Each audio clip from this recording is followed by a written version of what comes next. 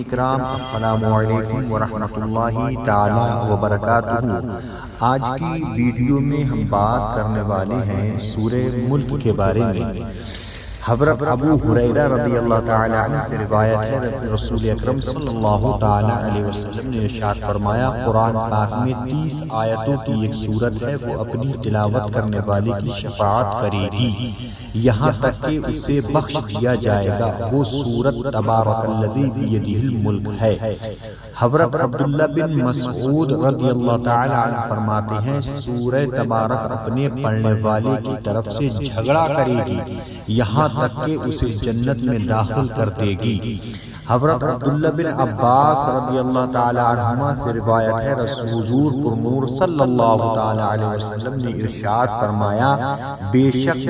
میں کتاب اللہ میں ایک ایسی سورت پاتا ہوں جس کی 30 آیتیں ہیں، جو شخص سوتے وقت اس کی تلاوت کرے گا تو اس کے لیے 30 نیکیاں لکھی جائیں گی، اس کے 30 گناہ مٹا دیے جائیں گے اور اس کے 30 درجات بلند کر دیے جائیں گے، اور اللہ تعالیٰ اس کی طرف سے فرشتوں میں سے ایک فرشتہ بھیجتا ہے جو اس پر اپنے پر پھیلا دیتا ہے، اور وہ اس آدمی کی بیدار ہونے تک ہر چیز سے اس کی حفاظت کرتا ہے۔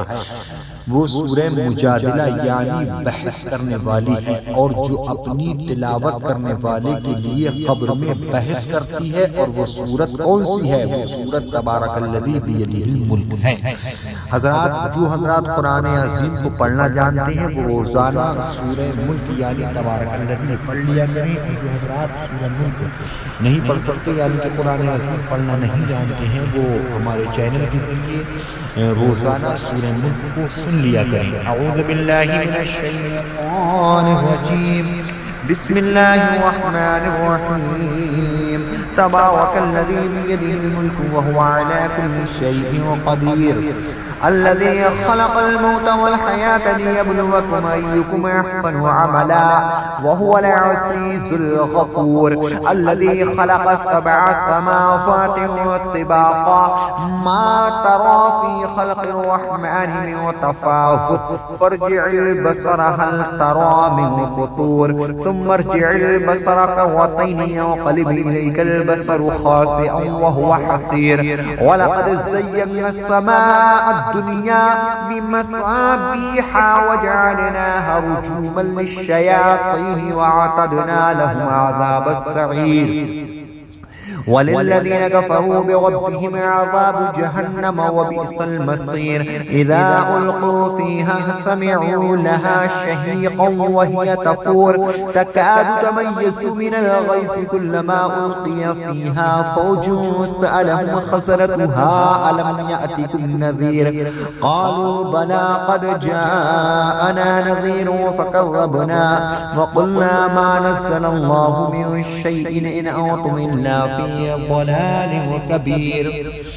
وقالوا لو كنا نسمع أو نعقل ما كنا في أصحاب السعير، فاعترفوا بذنبهم فسحقا لأصحاب السعير، إن الذين يخشون ربهم بالغيب لهم مغفرة وأجر كبير، وأسروا قولكم أو اجهروا به إنه عليم بذات الصدور، ألا يعلم من خلق وهو اللطيف الخبير، والذي جعل لكم الأرض ذلولا فامشوا في مناكبها وكلوا من رزقه وإليه النشور، أأمنتم من في السماء أن يخسف بكم الأرض فإذا هي تمور، أم أمنتم من في السماء أن يرسل عليكم حاسبا فستعلمون كيف نذير، ولقد كذب الذين من قبلهم فكيف كان نكير، أو فلم يروا إلى الطير فوقهم صافات ويقبض ما يمسكهن إلا الرحمن إنه بكل شيء بصير،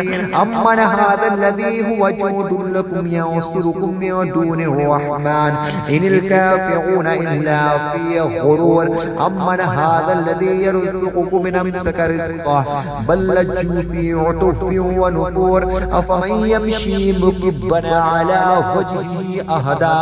أمن يمشي سويا على صراط مستقيم، قل هو الذي أنشأ جاءكم وجعل لكم السمع والأبصار والأفئدة قليلا ما تشكرون قل هو الذي ذرأكم في الأرض وإليه تحشرون ويقولون متى هذا الوعد إن كنتم صادقين قل إنما العلم عند الله وإنما أنا نذير مبين